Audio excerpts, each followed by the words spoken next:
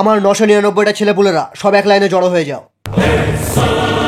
সারা দেখতে দেখতে এত ছেলেপুলের বাবা হয়ে গেলাম।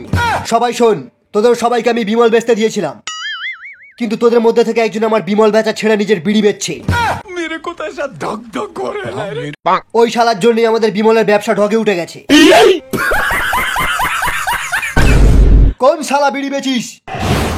শালা সেই ছোটবেলা থেকে আমি বিমলের ব্যবসা করছি, এমনকি আমার জন্মই হয়েছিল গুটকা গালে নিয়ে। শালা তোদের জন্মের পর তোদেরকে দুধের জায়গায় গুটকা খাইয়ে বড় করেছি। এত বিড়ির গন্ধ কোথা থেকে আসছে?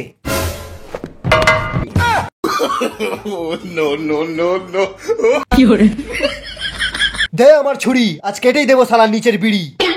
বিড়ি বিড়ি বিড়ি বিড়ি, ওই তো বিড়ির গন্ধ পেয়ে গেছি। ও বাবা, এ তো রজনীগন্ধা ওলা। ও বাবা, ট্রেন ধরতে গিয়ে আর বিড়ির প্যাকেটটা কেনা হলো না। আর কি ট্রেনে তো হাঁকতে পারবো? এমনিতেই ট্রেনের বাথরুমে যা ভূমিকম্প হয়। কি ব্যাপার, কোথা থেকে বিড়ির গন্ধ আসছে? ও, বাথরুম থেকে আসছে। ও, ট্রেনে তো বিড়ি খরচের অভাব নেই।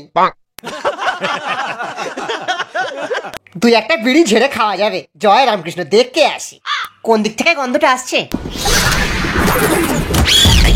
এই তো বেরিয়েছে। শুনছেন ম্যাডাম, আপনার বিড়ির প্যাকেটটা কোথায়? ছোট লোক লজ্জা লাগে না? আরে দরজা খোলো, দরজা খোলো, বাহুবলী মাল তুলে এনেছে। এই শালা, কি মেয়ে পটিয়েছে রে? 1 নম্বর মেয়ে পটিয়েছে। কি করে তুললো? মা, বড় লোকের মেয়েকে পটিয়েছি, এর বাবার আইফোনের বিজনেস। সাবাস। তোমার বয়ফ্রেন্ডেরটা ধরে দাঁড়িয়ে যাও দেবসেনা, মানে হাতটা। এ শালি টাকলা কাটাপ্পার দিকে যাচ্ছে কেন? দেবসেনা, তুমি কাটাপ্পার দিকে যাচ্ছ কেন? তোমার বয়ফ্রেন্ড বাহুবলী হবে। এ কি বলছেন রাজমাতা? আমাকে যে রাত দিন বিমল বিড়ি খাইয়ে নাম্বার দিয়েছে, সে তো কাটাপ্পা। ক্ষমা করবেন রাজমাতা, বাহুবলীর সিমের রিচার্জ শেষ হয়ে গিয়েছিল বলে আমি আমার নাম্বারটা দিয়েছিলাম।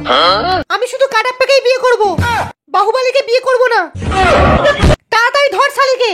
কোথায় ধরবো? দেবসেনার গায়ে যদি কেউ হাত দেয়, তাহলে ভেবে নেবে বাহুবলীর পিচিতে হাত দিয়েছো। এতদিন ভাবছি কবে তোমার দেখা পাই, ছিল 0%